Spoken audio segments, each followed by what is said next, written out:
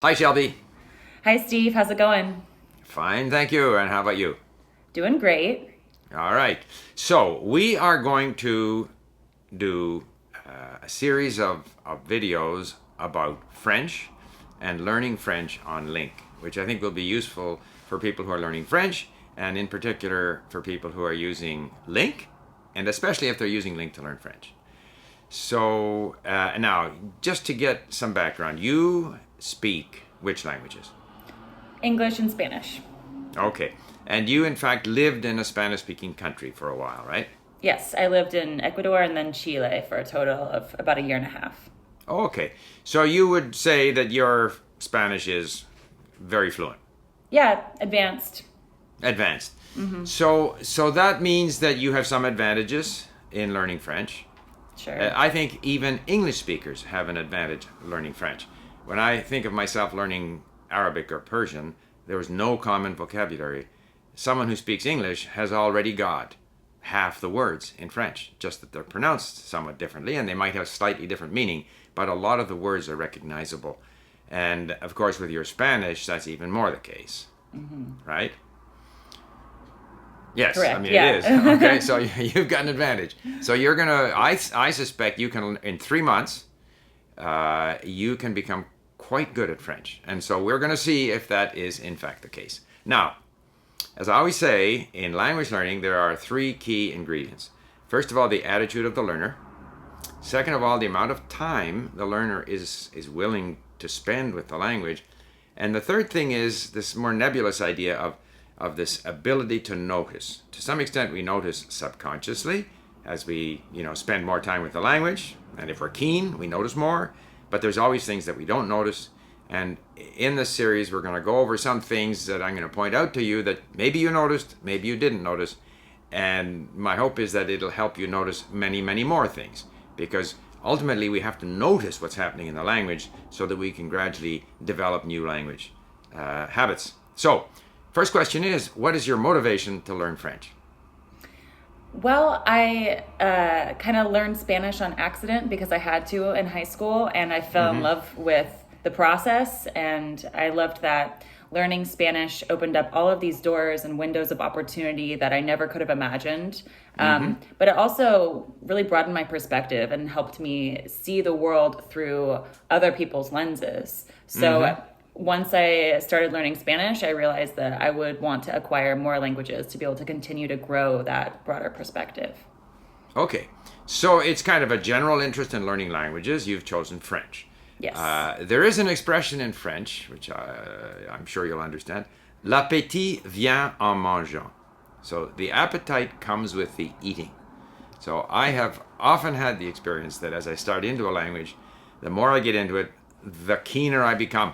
And I think you'll find that with French. The more you get into it, the more interesting things there are, the more enthusiasm you'll have for the language.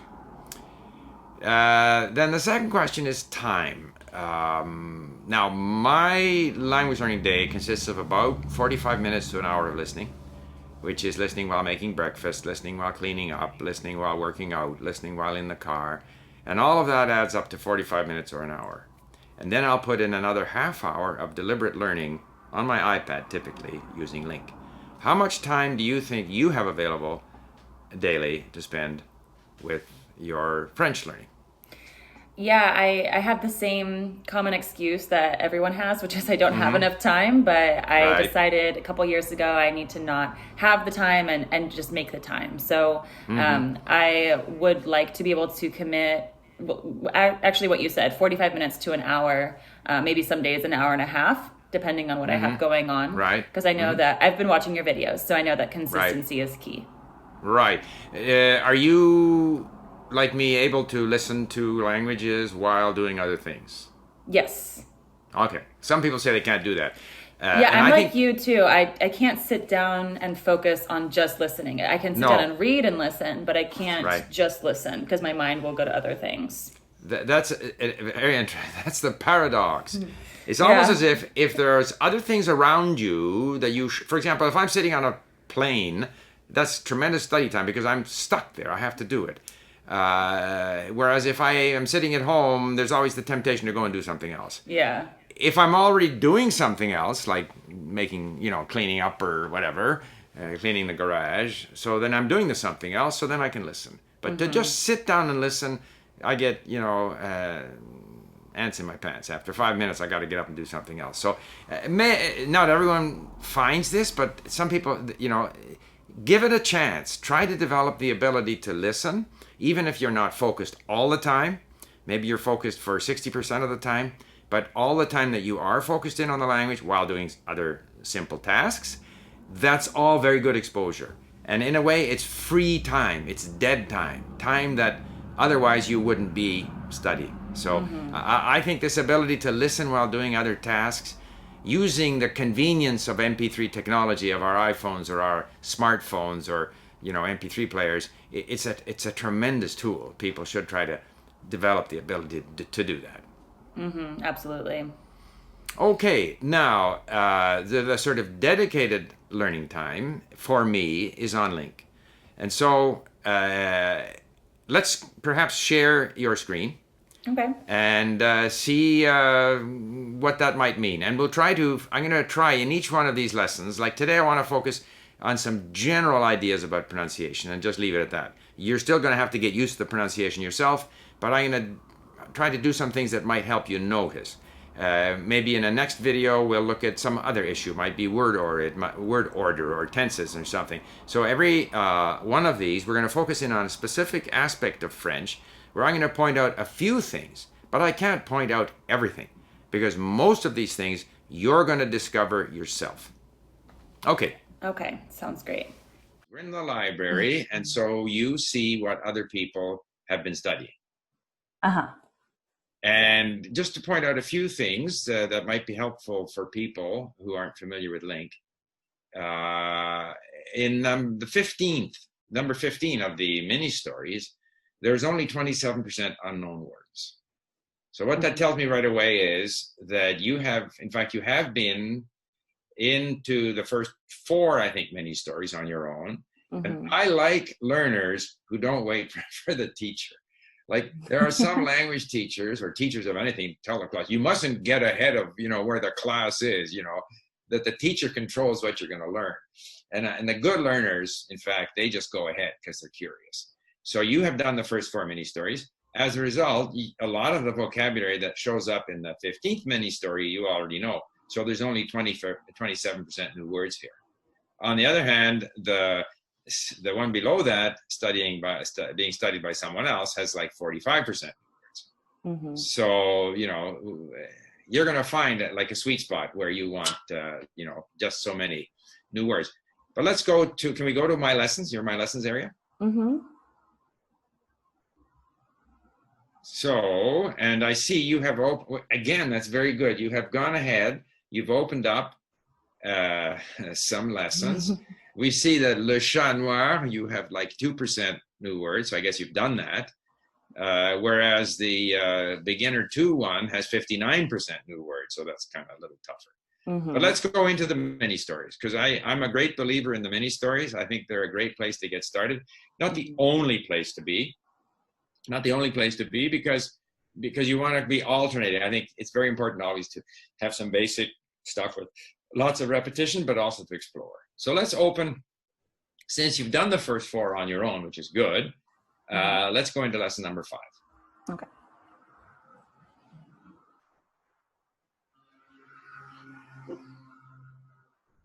Now,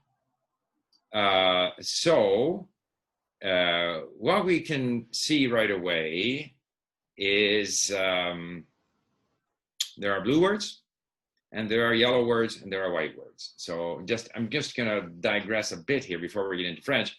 Not everybody's familiar with Link. So the yellow words are words that you have encountered before, words that you didn't know, you looked them up, but they're still yellow because you still don't feel you know them. Anything that's in white, those are words that you now know. They were yellow at one point and they became white. The blue words are words that you don't know. One thing that I would do, it's not a big deal, but you've got an A there. Now, of course, A is also a word in French. If anything that's like not really a word, I tend to remove it. I call it, ignore. But in this case, is a word in French, so we leave it. So the blue words. Let's first go through the blue words on that page. Now, I tend to go through reading to myself and just eliminate all the blue words, convert them all to yellow. So okay. The first word, no, Julien. So what do you do with that? I'm curious, what do you do with a name? Well, it's interesting because I was just linking it because I wanted the blue to go away. Right. But I was just watching one of your videos this morning in which you actually said that just what you just said, that you ignore them. So, because it doesn't count. It's a proper noun, right? That's right. Now, it turns out that unfortunately in the current design at Link, it's hard to find the ignore button. It's a lot easier when you're on the app. In the new design, which is in a month or two, it'll be easier to do that. So I tend to use the keyboard and I just hit X. Okay. Like the Mac virtual keyboard? Yeah, I have a keyboard here. So I just hit X. I can do this on my keyboard? Yeah, X. Just hit X there. Oh, cool. So X is to ignore. And if it's a known word, you can hit K for known. Oh, cool. So I find that easier, yeah. So I when I'm on most of my time I'm on the iPad, but if I'm on the computer, I'll use the keystrokes, like the arrow keys to move from word to word, link to link. Have you used the arrow keys to progress in the lesson? No, I haven't. Hit your right arrow. Okay. Oh. Did you see that? You moved from élève to lycée, right? Mm-hmm. Yeah. So, all right, lycée, you see the meaning there? Yes. High school. Right. So now, yeah. So one of the things you can do, what did you do? Did you hit enter? Oh, I just clicked on it. Okay, you clicked on it. So you can save it. There's many different ways you can save it. You can click enter, you can save, and you can in your settings, and I won't go there right now, but you can set it up so that it automatically saves once you move past it. I think that is in fact the default. So if you move past that, once you've been on a word, if you've moved past it, it's going to save. Right, yeah, now it's yellow. Okay. So you've moved on to a. Do you know the word a from avoir? Il a? Goes? No. Oh, two or four. That can be, although that's incorrect, because now that's one of the problems with a dictionary. That let's look at popular translations. You see where it says popular translations? Yes. Okay. So actually, you can see that the one we want here is has. There we go. And in fact, I guess, I'm discovering things about Link that I didn't realize. A with an accent means at. A without an accent is has. It comes from the verb avoir. Okay? Mm-hmm. Which in Spanish is tiene. El tiene. Correct. Il a. So that's something to notice. Okay. And then you can go with your arrow to the next word. Okay. Okay, and that's homework. It also means duty. Okay. Mm-hmm. And let's go to the next blue word, and then I'm going to talk a little bit about pronunciation. Okay. All right. We're on étudiant. Étudiante. Étudiante. Right. Okay, so you can take that. Okay, so you'll notice that there's a lot of repetition in this page in this lesson, but you're going to go through and find all the words you don't know, and you're going to listen to it many times and gradually get used to all of the words and phrases in this lesson. I just want to focus on some aspects of pronunciation that you want to notice, you want to be aware of when you're reading. Because when we read in a language, we tend to subvocalize. So even in an early stage, don't worry about how well you can pronounce it, but you want to be aware of how it's pronounced so that when you're subvocalizing, you're at least a little bit, feeding your brain something that approximates French pronunciation. And what is subvocalizing? Subvocalizing means that when you're reading, even if you're not reading out loud, I find, maybe you don't find this, but if I read in English, it's meaning. I don't say the words to myself. It's just meaning, because that's my native language. When I read in a foreign language, I have a tendency, maybe not even in French for me, but in a language that I'm learning, I tend to say these words to myself in my mind. Mm-hmm. So there is an element of pronunciation going on. Yeah. I'm not saying them out loud, but I'm saying them to myself because I'm not yet familiar with them. And Yes. so in that sense, if you're going to sub-vocalize, and I think most people do, then you have to have a sense of how they're pronounced. Completely. That's why, for example, I like listening before I read. So I might listen to this, a few times before I attempt to read it. I listen to it. I don't understand it, but I'm hearing it. I get some momentum. And then with that momentum, then I go and try and read it. So then I have a bit of a sense, it just gives me a bit of a start on reading it. So try and pronounce just the first 3 words. Of this sentence or? Of the first sentence. Okay. Julien est élève. Perfect. What you did really well was, one of the key things, of course, in French is that not all the vowels are pronounced. Okay, it's not est. If that were Spanish, that's est. But it's not Spanish. Mm-hmm. It's French. So all by itself, the word is est. Julien est.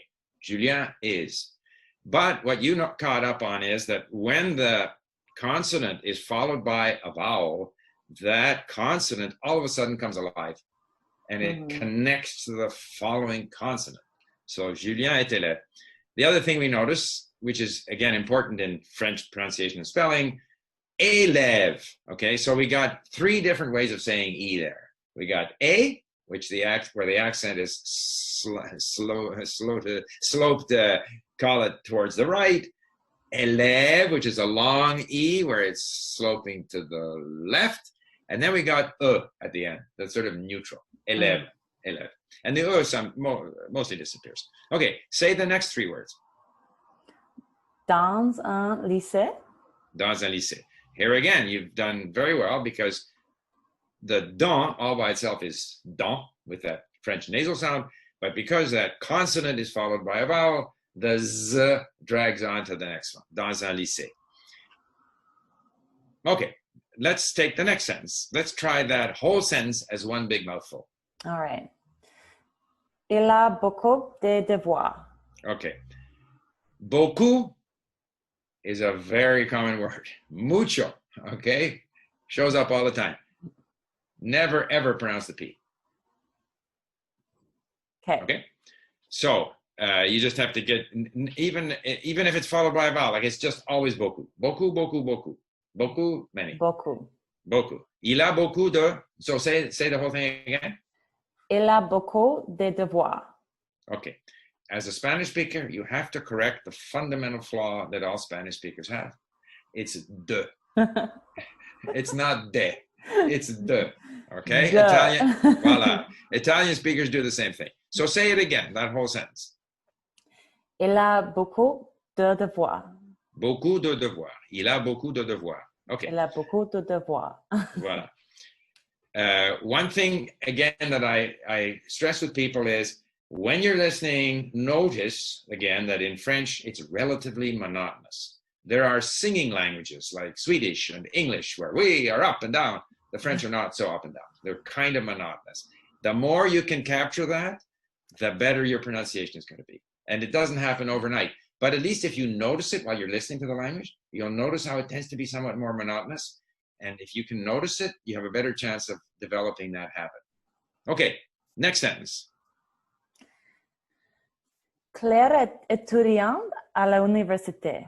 Voilà. So, of course, you have a strong Spanish R there, but that's okay. We'll get over that. Claire est étudiante. Now, one of the things that's important, it has to do with pronunciation, but also with one of the things that we will talk about in another lesson is the question of gender. So in this particular case, it's a female student, so it's not just grammatical gender, she's actually a girl.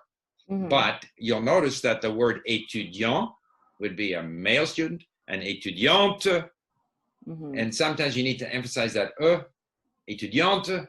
Don't be reluctant to pronounce the at the end of a word that's actually quite sophisticated in French. So, Claire est étudiante, all right? à l'université. So say the whole thing again. Claire est étudiante à l'université. Voilà. Very good. Okay. So again, just to sort of summarize, we want to be focusing in on, while we're listening, on the sort of monotonous nature of French. We want to be aware of the liaison, like even, let's see, well, dans un lycée, il est élève. So we have these liaisons that's going to come up time and time again. Try to notice it when you're listening.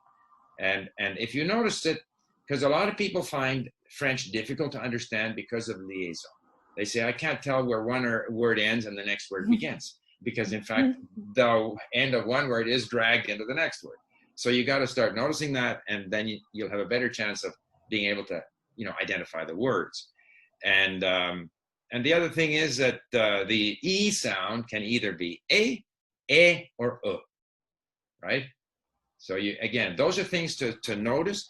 And I find that if you sort of make the effort to notice certain things, you'll also start to notice a bunch of other things. And you may even become curious. Like, it seems to me that this is happening. Is this happening? And then as you listen more and more, you'll see that is in fact what happens. So let's read the last sentence there. This one. Yep. Okay. Julien n'aime pas les devoirs. Perfect. Except it's a bit of a devoir. We want devoir. But still, that was very, very good. Okay, let's go to the next page. And it's a little bit challenging for me to accomplish the monotonous tone because I speak so non-monotonously. So I'm going to practice that. But if you have any tips for me on doing that, or if it just comes down to noticing more and more. The only tip I would give you is don't worry about it. You're not going to change overnight. The brain is very good at picking up on patterns, but it does so slowly. And so you'll continue to speak the French with a little bit of an English or even Spanish, I don't know, sort of intonation. Your brain might say, hey, this is a foreign language. So therefore your Spanish control center might kick in. But in time, as you listen more and more, you'll find that you're able to sort of morph into a French-speaking thing. It's not going to happen overnight. So I just tell you that so that you're aware of it, but you won't change overnight. My experience in language instruction is that people continue to, they move very slowly from whatever established pattern they have into a different pattern. So that's not a big issue. Okay. So now we have some blue words. Let's first remove those blue words. All right. So I guess I could use the arrow key. Mm-hmm. Jouer.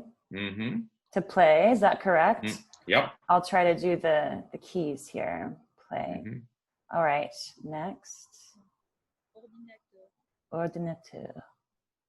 Computer. Mm-hmm. That's a cognate with Spanish. Okay. Lire. Read. Mm-hmm. Also a cognate with Spanish. Mm-hmm. Écrire, that's not a cognate. It is. Oh, it is. It's escribir. To write. Mm-hmm. And then I'll just point something out. Very often when you have an E with an accent sloping to the right, mm-hmm. or the circumflex accent, it indicates that there's an S there in other Latin languages. Really? Yeah. So that's fascinating. École is school. École. School. École. Okay? Right. Écrire. Escribir. Uh-huh. So very often, if you're struggling to figure out what the meaning is, if you see this E accent, aigu as it's called in French, there's an S missing. Oh, that's really good to know. Yeah. So because in Spanish, escribir. Escribir. ES, yeah. Escribir. And étendu, I just thought of that. Étendu is extended, so sometimes it's an X. Okay. Yeah. Cool. In fact, for you as a Spanish speaker, there's lots of cognates there. Jouer is jugar. Mm-hmm. Son ordinateur. Claire aime lire et écrire. And devoir is deberes. Devoir, that's the homework or... Homework, but it's also duty. Yeah. Duty is deber. Easier to... Deber. Right, deber. Uh-huh. Deber. So you will find lots of cognates. Let's go to the last blue word there. Oops. Sœur, sister. Sœur, yeah. So Okay. now, again, you're not going to do it overnight, but the French sound say sœur. Sœur. Perfect. Okay, that's a key word. It comes up all the time. So we won't go through the whole lesson. One last thing we might do is, we didn't do it for the first page, but and I don't think we will do it. I'll leave it to you. But obviously, if you go to the arrow in the middle of the page, right-hand side of the page, that's going to take you to the next page. Mm-hmm. But below that is another arrow, and that takes you to your, what we call, like, review activities. Mm-hmm. So we won't do that now, but you can go through all of these words and go through them in flashcards, and there's closed tests and dictation and different things. And I find that at an early stage in a language, I like doing them every time I turn the page, because I've just encountered these words in the text, and to review them one more time, sort of isolated in these activities, kind of helps me. And very often, like particularly here where there's so many cognates, and so you didn't recognize at first that écrire was escrire, but now you do. So in fact, you say, I'm moving it to known, because I know this word. Aimer, amar, whatever, jouer, jugar. If you feel comfortable, you can move it to known. And one other bit of advice, because we're talking about French, but we're also talking about using LingQ, don't be reluctant to move words to known. Some people say, well, how do I know I really know it and I can't use it yet and stuff? It doesn't matter. I think known is, can you recognize it in a context? Because you want to be exposing yourself to more and more content. You'll be seeing that word again and again, which is maybe a reason. If you're not totally confident, you can leave it as yellow, so you'll see it again, highlighted in yellow in another context.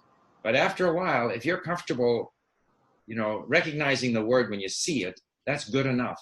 You'll always have a much larger passive vocabulary than active vocabulary. That's even true in our own languages. We recognize many, many words when we read that we seldom use.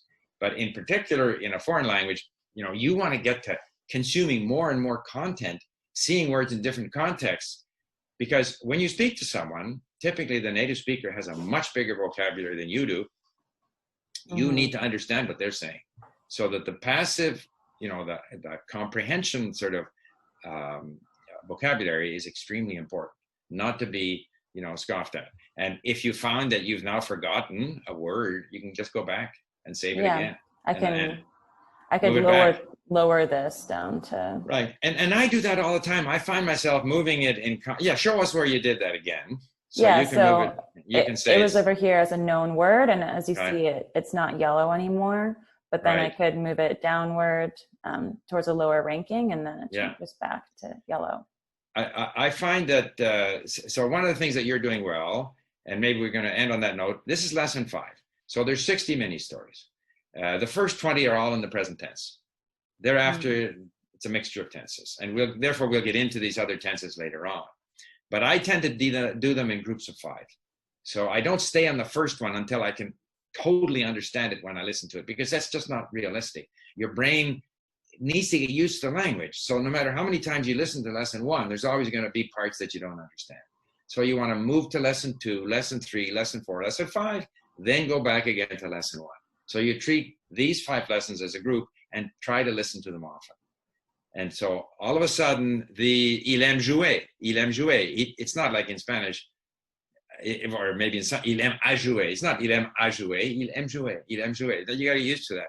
One of the things you could do is save phrases, because in English we say he likes to play, but in French he says il aime jouer. And so you can mine these 5 lessons, not only for the words you need, but for phrases. Like another one you could save. So you got to save that now. Il aime jouer. Il aime jouer. Okay, there we get help from me. And another thing is jouer sur son ordinateur. He likes to play on his computer. So that's kind of useful. That's a phrase. And you can save jouer sur son. Okay, you can take the whole sentence. But the thing is, if you take just jouer sur son ordinateur, you're coming up with a phrase that might repeat. Jouer sur, okay? Because there will be situations where we jouer avec, play with. So you can mine all of this material for phrases which you save for a while, and then you unsave them. You don't need them anymore. But if you save them, then when you do your review activities, you'll be reviewing those phrases, which can be very helpful too. And so you mine this material, you listen to it over and over again. But the objective is not to fully understand the first 5 lessons. The objective is to get yourself a lot of exposure to those 5 lessons. Then you move on to the next 5. So let's just leave it at that. And that's our lesson 1. Shelby learns French. I'll be learning in public with your help. There we go. And we'll be covering a lot of different things, explaining some of the functions of LingQ, pointing out some things about French, but your main job is to find things on your own. And if you're curious, to look them up. You know, if you're curious about something to do with the grammar, you can look it up on Google. I happen to believe, like everyone likes to have a book, get the smallest, this happens to be Italian, but get the smallest little grammar book you can find, without exercises, which you don't need, with some sort of a summary explanation with some examples. The smallest one you can find with a good index, and if you're curious about something, you look it up. Not, again, with the objective of nailing it down, but just to get that additional exposure to, you know, some of the structures of the language. At any rate. And Steve, I yes. just, regarding the functionality too, I just wanted to point out that what people can't hear is, because I have my headphones on, is that I'm also listening to these words and phrases as I'm clicking on them. So I'm hearing that pronunciation. Exactly. The text-to-speech, you know, you can't listen to a whole lesson in text-to-speech because it's too annoying. That's you know, scientific voice. However, for individual words and phrases, it's very useful. Very useful. What you should also point out, maybe you should click on sentence view. I've never done that. All right. So if you go there we go. Yeah. Okay. We should show this. Now click on the audio icon there. Okay. All right. But did you hear the natural voice? Yes, I did. Okay. So with the mini stories, we have time-stamped them. So if you're at a beginning stage, you may want to go through them sentence by sentence. Okay. And then you can review those saved words in your review activities. It'll only be those that are in that sentence. Click on Translate Sentence. Oh. So if you're in sentence view, you can get a translation of the sentence. You can hear in a natural voice that sentence spoken. And then you can review just those words in your activity. And you could save some phrases there and just review those in your activities. Awesome. But, yeah, and I stay in sentence view until I'm comfortable. I can do it in sentence view, then I go back and do the whole thing in page view. All right. Okay. One thing to point out, that in the app, the switching from sentence view to page view is a little different than this, but the principle is the function is there. And again, it's also a very good place to practice pronunciation, because we talked about the sort of more monotonous nature of French. And in any language, you want to try to capture the intonation of the language. It's a great way to make sure your phrasing is right and your individual, you know, word pronunciation is good. So if you listen to that short sentence and then try and repeat it, don't bother recording yourself, but don't do it now. But I'm saying it's a good place to practice, because you're dealing with a sort of a finite, you know, a limited amount of content. Right. And I know a lot of people want their pronunciations to be corrected by a teacher, but I've also seen in your videos that you'll do that. You'll listen to the natural pronunciation from a native speaker, and then you can even record yourself saying it and compare. You can do that. I would not recommend it at an early stage. Sure. Because you're only going to reinforce sort of your ability to pronounce French will be much better in 2 months than it is now. So just do it without recording yourself. Just assume you're getting it right. Okay. And just spend more time listening to it, listening, and slowly you'll get better at it. And just for fun, maybe once a month, record yourself. We don't have that function built into LingQ, but it's easy enough to go and record yourself somewhere and compare yourself. It's fun to do as a record. So here I was on June the 4th, and look at me now, and it's July the 4th. Yeah. Sure. But at any rate, yeah, so we've covered a few functions. Thank you for pointing that out. and we will continue. Yeah, I'm looking forward to it. Thank you so Okay. much. Good luck. Bye Thanks, bye. Steve. See you later.